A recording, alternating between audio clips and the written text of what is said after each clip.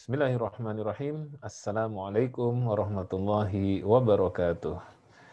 Alhamdulillahilladzi nahmaduhu wa nasta'inuhu wa nastaghfiruh wa na'udzu billahi min syururi anfusina wa min sayyiati a'malina may yahdihillahu fala mudhillalah wa may yudlilhu fala hadiyalah. Wassalatu wassalamu daimaini mutalazimain ala habibina wa qudwatina Muhammadin wa ala alihi wa sahbihi wa man saru ala nahjihi ila yaumiddin amma ba'd. Sahabat Asa TV yang dimuliakan Allah Subhanahu wa taala, alhamdulillah kita berjumpa kembali. Dalam kesempatan ini kita akan melanjutkan kajian kita masih mengupas tentang maghrib ya, maisir, aniaya, gharar, haram, riba, ihtikar dan batil. Ini merupakan jenis-jenis transaksi yang diharamkan oleh syariah. Yang kalau kita bertransaksi dalam kehidupan kita sehari-hari, maka 7 transaksi ini harus kita hindarkan sejauh-jauhnya. Mengapa demikian? Karena sudah kita kupas dalam kesempatan-kesempatan yang lalu, bahwa antara muamalah dengan ibadah itu berbeda. Kalau ibadah, hukum asalnya adalah kita harus memperhatikan apa yang diperintahkan dan apa yang dicontohkan oleh baginda Nabi kita Nabi Muhammad Sallallahu Alaihi Wasallam. Maka kalau ibadah perhatikan apa yang diperintahkan. Nah kebalikannya kalau muamalah, ya itu semuanya boleh prinsipnya. Sehingga ya kalau dalam muamalah yang kita perhatikan hanya larangan-larangannya saja. Apa yang diharamkan itu yang kita hindari. Nah larangan-larangan syariah itu kemarin kita kupas, ya ada 7 yang kita singkat dengan istilah maghrib, maisir, aniaya, gharar, haram, riba, ihtikar, dan batil. Ada 7, 5 sudah kita kupas. Maisir sudah, aniaya sudah, gharar sudah, haram sudah, riba juga sudah. Nah, sekarang insya Allah kita akan mengupas ihtikar dan juga batil. Mudah-mudahan ada manfaatnya buat kita sekalian. Bagi yang belum menyimak untuk materi yang sebelumnya tentang apa itu maisir, aniaya, gharar, haram, riba, ihtikar, dan batil, mungkin bisa klik link di bawah ini atau di atas ini ya, atau melihat di Asa TV, kemudian bisa mencari materi yang sebelumnya. Mudah-mudahan insya Allah bermanfaat bagi kita semuanya. Sahabat Asa TV yang dimuliakan Allah Subhanahu wa taala. Nah, sekarang kita masuk ke materi yang ke-6 ataupun ke pembahasan yang ke-6 dari transaksi-transaksi yang diharamkan oleh syariah, yaitu ihtikar. Apa itu ihtikar? Ihtikar itu secara umum dia diartikan penimbunan atau juga monopoli. Ya, kenapa disebut penimbunan dan monopoli? Karena ihtikar itu secara konsepnya adalah orang yang punya modal besar. Dia punya kemampuan finansial yang baik, ya. Kemudian dia juga punya niatan untuk menghimpun kekayaan yang lebih besar dengan modal yang dimilikinya tersebut. Kemudian dia datang ke pasar dan dia mencari dia mencari komoditas apa yang di pasaran itu banyak diburu manusia, tetapi mungkin jumlahnya juga tidak terlalu banyak. Nah, dia buru itu semuanya, dia beli di pasaran. Misalnya, ya waktu dulu kita pernah sempat merasakan langkanya masker gitu. Ternyata langkanya masker itu ada distributor-distributor nakal yang dia punya uang banyak, punya uang yang besar, kemudian dia borong masker bahkan dari pabrik-pabriknya, ya suplainya dia stop, dia ambil, dan akhirnya apa? Masyarakat kesulitan mendapatkan masker. Masih kita ingat tentunya ya para sahabat Asa TV yang dimuliakan Allah, ketika awal pandemi dulu, saya sendiri juga merasakan susahnya mencari masker luar biasa. Begitu dapat harganya mahalnya, ya Allah, tidak ketulungan. Hampir 10 kali lipat daripada harga aslinya. Gitu ya, harganya mahal sekali. Ya, tapi karena orang butuh, akhirnya orang beli. Nah, monopoli itu adalah seperti itu. Jadi orang yang punya dana, dia memborong satu komoditas tertentu dari pasaran, sehingga di pasaran barang itu tidak ada. Nah, permintaan meningkat. Ya, permintaan, kalaupun tidak meningkat, permintaan ada, barang tidak ada. Hukum pasar supply demand itu ketika permintaannya ada meningkat ataupun naik ke atas, sementara suplainya tidak ada, maka harganya pasti akan naik. Nah, akhirnya harganya menjadi naik. Ketika harga naik, orang kesulitan, kemudian dia melepaskan barang yang dia jualnya itu sedikit demi sedikit dengan harga yang sangat tinggi karena orang butuh, otomatis harganya sangat tinggi. Nah, ketika dengan demikian maka dia akan mendapatkan keuntungan yang besar, keuntungan yang banyak, tetapi yang dirugikan oleh perbuatan dia tersebut itu juga sangat banyak di antara masyarakat.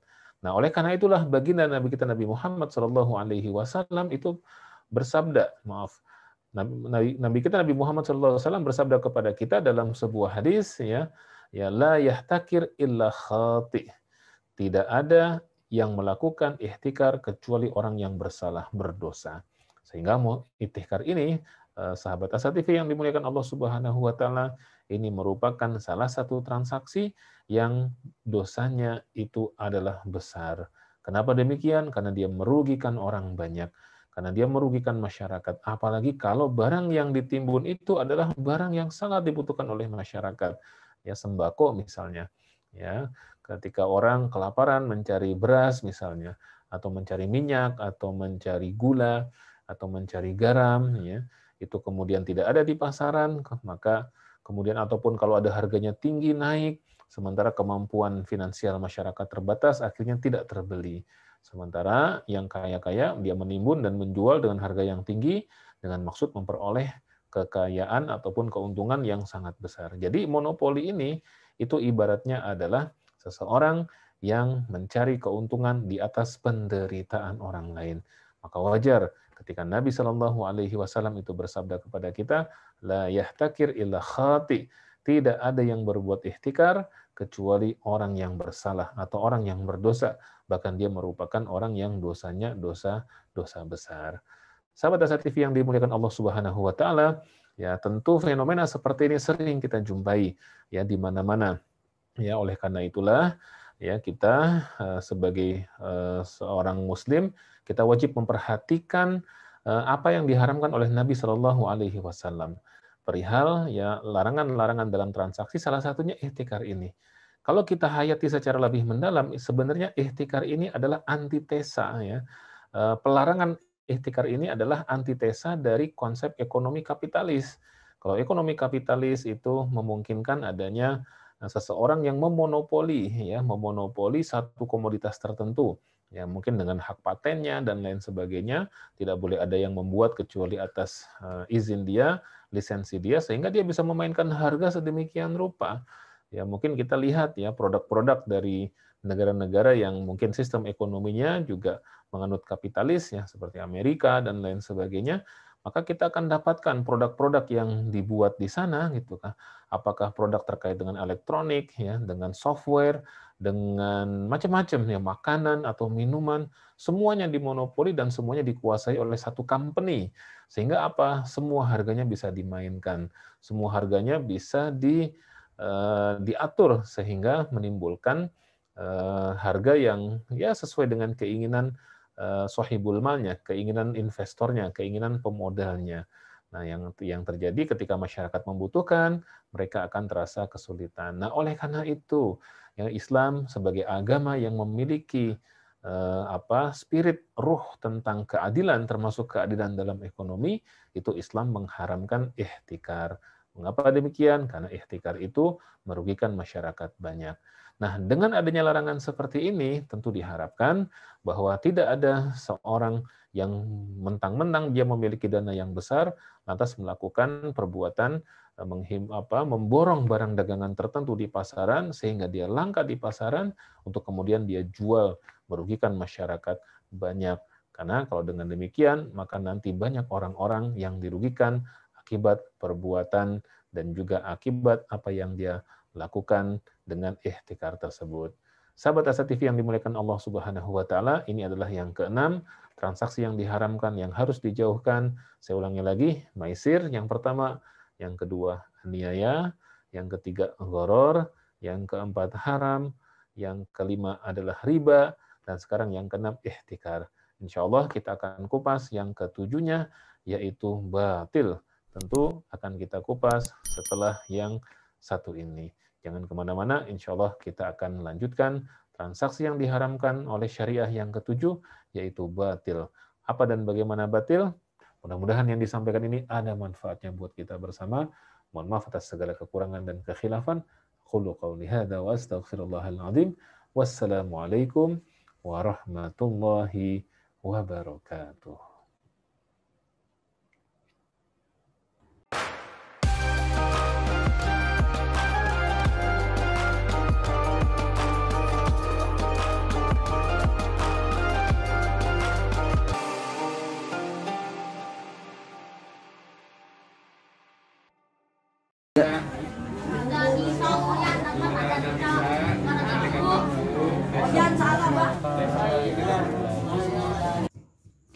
Assalamualaikum warahmatullahi wabarakatuh.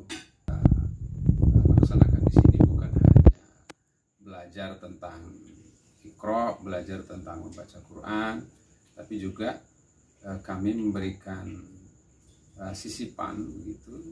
Jadi setiap selesai mengaji, karena kami membahas satu ayat, membahas satu hadis, bahkan menceritakan kepada anak-anak itu atau santri-santri yang mengaji di sini tentang sirah gitu, sehingga mereka punya wawasan tentang ya kisah para sahabat, kisah Rasul, ya bahkan kisah-kisah para ulama yang bisa diambil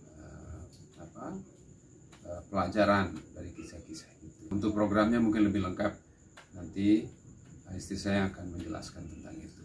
Silakan. Terkait program-program yang dilaksanakan di Baitul Quran Salimah, tentu saja kami ingin menekankan bagaimana mengembalikan psikologis anak-anak kita semua, anak-anak kita tercinta, generasi penerus bangsa ini agar kembali tegar menghadapi cobaan itu. Di antaranya kegiatan-kegiatan yang kami lakukan untuk mengembalikan psikologis daripada anak-anak kita adalah bagaimana anak-anak dialihkan perhatiannya untuk senantiasa mengerjakan sesuatu yang mereka senangi.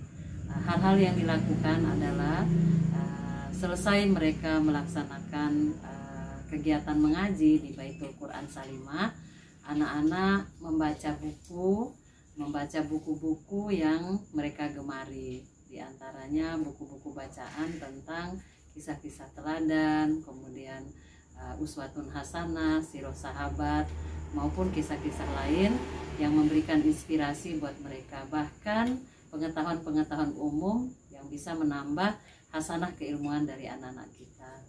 Nah, sehingga itulah yang memberikan inspirasi atau semangat bagi mereka untuk tetap semangat mengikuti kegiatan di Baitul Quran Salimah.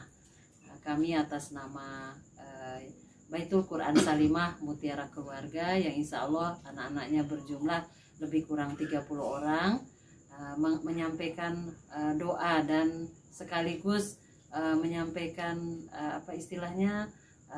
doa dan semangat dari semua agar Baitul Quran Salimah ini menjadi inspirasi, bahkan menjadi pengokoh dalam dakwah di Nusa Tenggara Barat ini, insya Allah. Ya, demikian apa yang bisa kami sampaikan tentang Baitul Quran Salimah ini, dari sejarah sampai kegiatan-kegiatan yang kami kembangkan di tempat ini, baik sebelum gempa, pada saat gempa, maupun sekarang ketika COVID ini. Sekali lagi harapan kami ya mudah-mudahan anak-anak ini tetap semangat, tetap mendapatkan inspirasi untuk menjadi anak-anak yang cinta dengan Al-Quran, anak-anak yang mencintai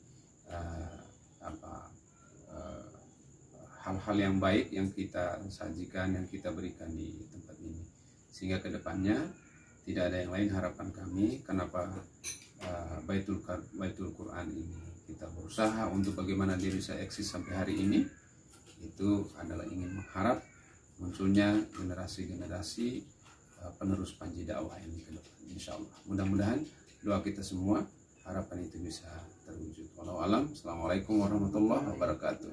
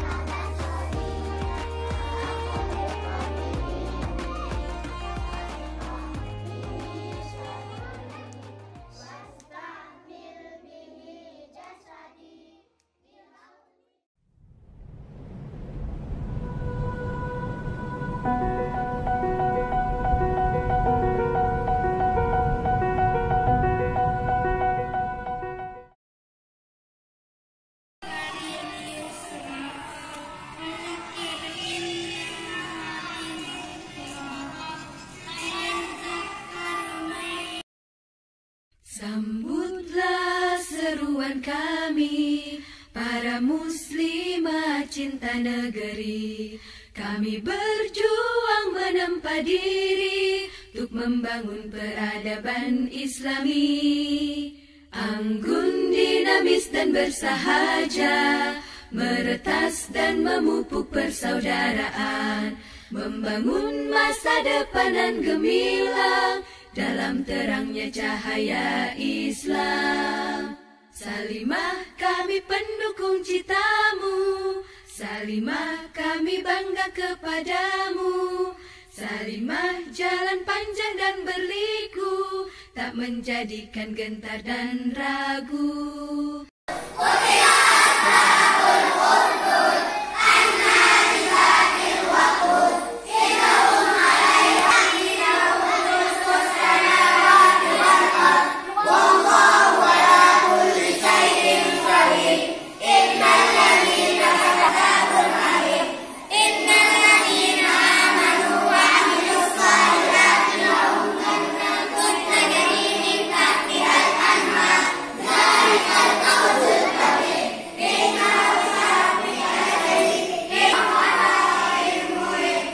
Salimah kami pendukung citamu, Salimah kami bangga kepadamu. Salimah jalan panjang dan berliku, tak menjadikan gentar dan ragu, karena Allah menyertai selalu, karena Allah menyertai selalu. Assalamualaikum warahmatullahi wabarakatuh. Jadi inilah TPQ Nurul Huda. TPQ Nurul Huda di bawah binaan BKS Baitul Quran Salimah Lombok Timur ini sudah berdiri sejak tahun 1981 dan baru dilegalitaskan pada tahun 2004. Ada sekitar 103 santri di TPQ ini. Pembinanya adalah guru kami Ustadz Ahmad Fatoni dan dibantu beberapa ustazah yang mendukung kegiatan pembelajarannya. Kegiatan mengaji di TPQ Nurul Huda dilaksanakan setiap hari. Pada sore hari antara lain kegiatannya tahfiz, tahsin, bahasa Arab dan kaligrafi. Lalu ba'da maghrib mengaji Iqra dan Al-Quran. Wassalamualaikum warahmatullahi wabarakatuh. Cinta negeri, kami berjuang menempa diri untuk membangun peradaban Islami.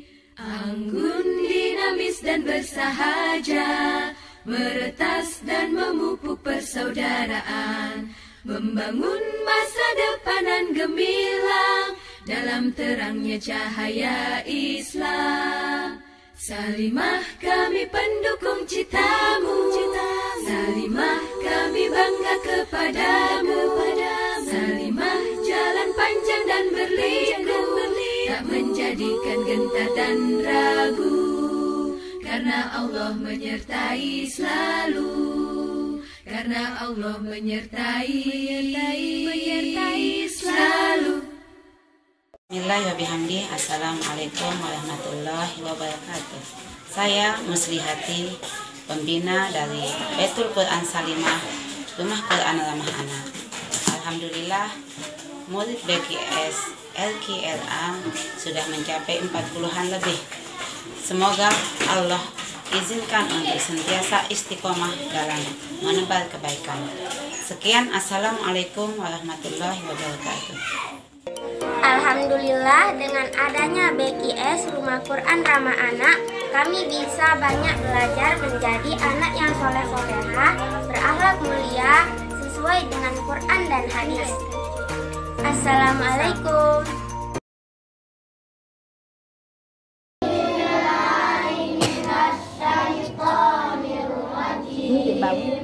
Bismillahirrahmanirrahim.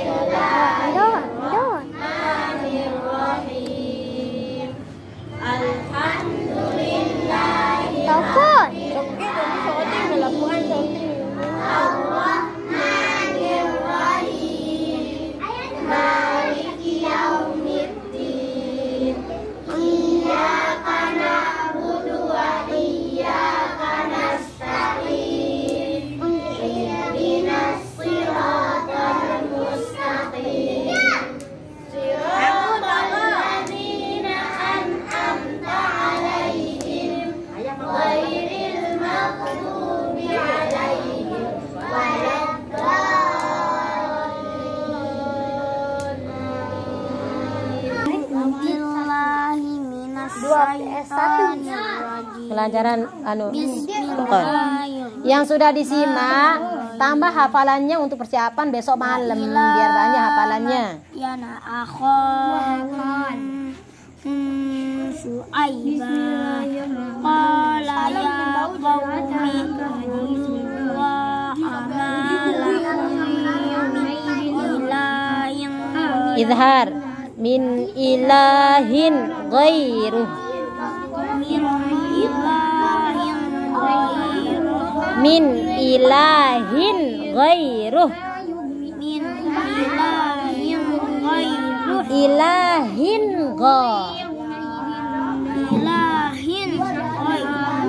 nah terus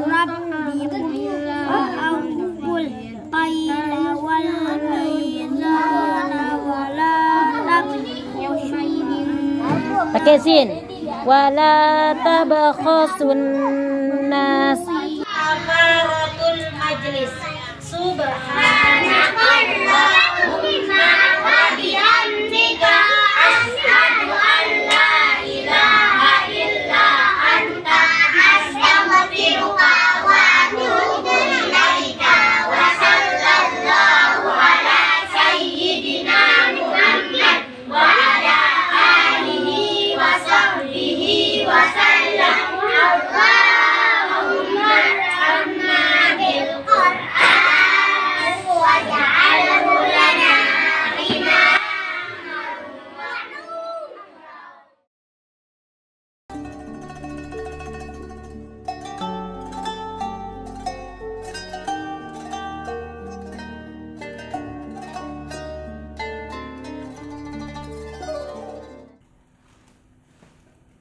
Bismillahirrahmanirrahim. Assalamualaikum warahmatullahi wabarakatuh. Innal hamdalillah nahmaduhu wa nasta'inuhu wa nastaghfiruhu wa nastahdihi wa natubu ilaih. Wa na'udzu billahi min syururi anfusina wa min sayyiati a'malina. May yahdihillahu fala mudhillalah wa may yudlilhu fala hadiyalah. Rabbi shrah li sadri wa yassir li amri wahlul 'uqdatam min lisani yafqahu qawli. Segala puji milik Allah Subhanahu wa taala yang atas perkenannya kita diizinkan untuk berada di bulan Ramadan 1422 Hijriah. Semoga bulan yang dikatakan oleh Nabi awaluhu rahmah wa awsatuhu maghfirah wa akhiruhu 'itqum minan nar menjadi bulan yang layak untuk kita nikmati dengan segala potensi yang Allah hadirkan dan kita bisa mendapatkan ampunan dari Allah Subhanahu wa taala. Allah Subhanahu wa taala di dalam penggalan surat Al-Baqarah berfirman, a'udzubillahi minasyaitonirrajim. Bismillahirrahmanirrahim. Wa idza sa'alaka 'ibadi 'anni fa inni qarib ujibu da'watad da'i idza da'an falyastajibu li wa liyu'minu bi la'allahum yarshudun. Allah memberikan kesempatan untuk kita menyampaikan segala hajat dan keinginan kita. Dan salah satu keinginan yang kita sampaikan dan betul-betul kita butuhkan adalah permohonan ampun atas setiap kesalahan, kekhilafan, kelalaian yang kita lakukan, baik kesalahan itu kepada Allah Subhanahu wa taala ataupun kesalahan kepada sesama manusia. Para pemirsa Sat TV yang dirahmati oleh Allah Subhanahu wa taala, tidak ada manusia yang bersih dari kesalahan. Setiap kita, setiap anak keturunan Adam pasti dia pernah melakukan dosa, melakukan kesalahan, baik yang sifatnya kecil ataupun besar, disengaja ataupun tidak. Nah, karunia dari Allah lah, kasih sayang dari Allah lah, maka Allah memberikan kesempatan kepada kita untuk bertaubat, untuk beristighfar kepada Allah Subhanahu wa taala dengan harapan istighfar yang kita lantunkan, taubat yang kita kerjakan, kita menjadi orang-orang yang layak mendapatkan ampunan dari Allah Subhanahu wa taala. Dalam sebuah hadisnya Rasulullah SAW bersabda, kullu ibnu Adam khata'un. Setiap anak keturunan Adam pasti pernah melakukan kesalahan. Wa kullu khata'un wa khairu khata'un, dan sebaik-baik orang yang melakukan kesalahan adalah at-tawwabun. Mereka yang bertaubat, mereka beristighfar kepada Allah Subhanahu wa Ta'ala. Di dalam bulan Ramadan tentu saja banyak momentum, banyak kesempatan, banyak waktu yang bisa kita ambil, yang bisa kita gunakan untuk kita melantunkan kalimat-kalimat istighfar terbaik kita. Yang pertama bisa kita lakukan pada saat kita melaksanakan qiyamul lail, menghabiskan sepertiga malam terakhir kita dengan bermunajat kepada Allah Subhanahu wa Ta'ala, baik dengan istighfar yang paling singkat sekalipun dengan lafaz astaghfirullahaladzim, ataupun dengan kalimat istighfar yang panjang, yang tentu saja diharapkan dari kalimat istighfar ini betul-betul hari-hari yang akan kita lalui sepanjang bulan Ramadan menjadi hari-hari yang lebih bermakna. Kemudian bisa kita dapatkan atau bisa kita lakukan pada saat menjelang waktu berbuka. Sebagaimana di dalam sebuah hadits Rasulullah SAW menyampaikan, dan ini sering kita lantunkan menjelang kita berbuka, asyhadu an la ilaha illallah, astaghfirullah, as'aluka ridhaka wal jannah, wa a'udzubika min sakhatika wan nar. Kita bersaksi tidak ada ilah kecuali Allah Subhanahu wa Ta'ala, dan kita beristighfar kepada Allah Subhanahu wa Ta'ala karena Allah Maha Pengampun, Maha Penyayang, dengan harapan dengan lantunan istighfar kita betul-betul ampunan itu layak kita dapatkan.